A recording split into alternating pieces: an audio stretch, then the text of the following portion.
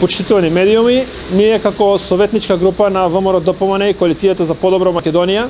денес до градоначалникот и Советот на општина Струмица поднесовме неколку стотици предлози кои ќе бараме да бидат вметнени во буџетот со цел да се реализираат од наредниот буџет кој е во фаза на изготовка за 2015 година.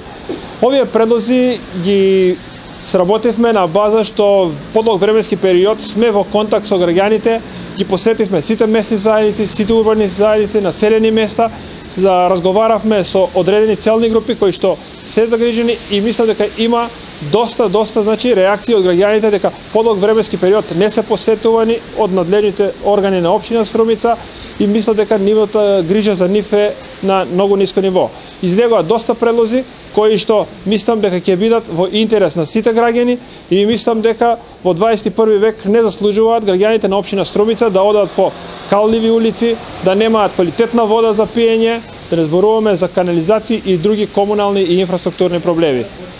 Во фаза е на изготовка, како што претходно реков, буџетот на општина Струмица за 2015 година. Мислам дека Советот ќе има слух и градоначалникот ќе бидат прифатени проектите кои што ги дадовме или